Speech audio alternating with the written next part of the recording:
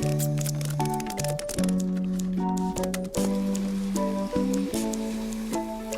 define success?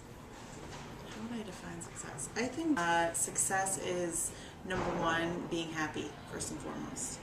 And I think number two is doing the absolute very best you can do at whatever it is that you're doing. So are you happy with where the school is at this point? I'm happy with coming here every day. I'm happy with my job, but I think the beautiful thing about working in education is that things can always be better, can always improve things. So I'm happy with some aspects of the school. I'm happy that everybody has a computer. I'm happy that we have talented teachers. I'm happy that we're getting really good grants.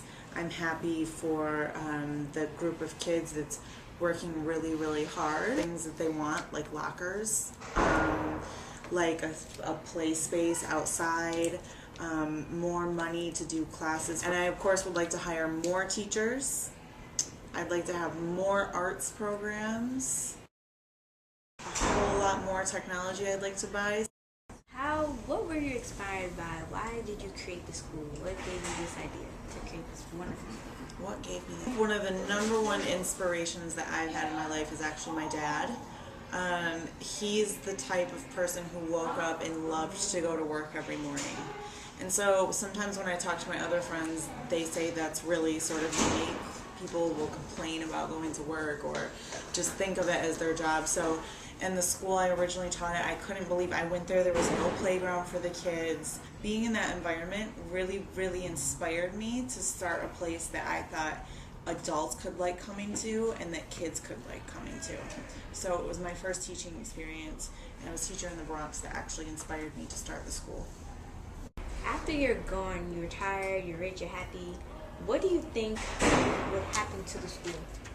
One thing that the research shows us about schools is that usually after the principal leaves, the school takes a dip for about 2 years. Before I even came into the school, I already knew who I wanted to be principal and who I wanted to be assistant principal. Really, Dr. Harvey and Mr. Bites worked the hardest with me on the school proposal process, and so I feel like they understand at the heart what the school is about.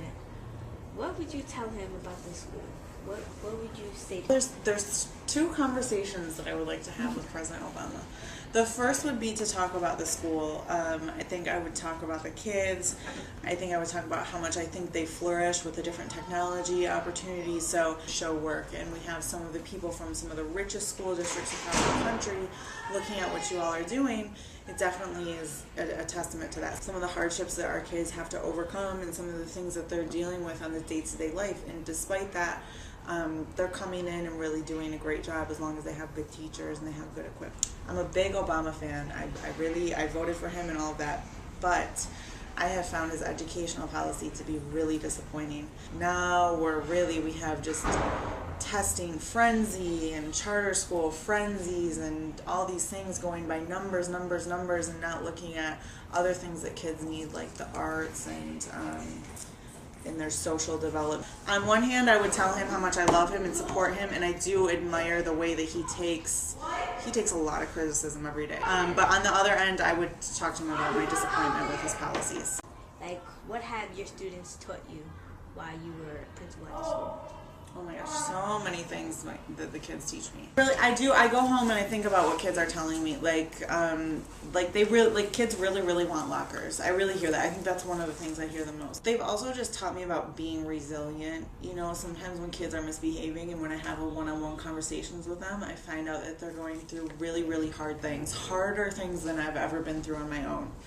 And I get really inspired by that.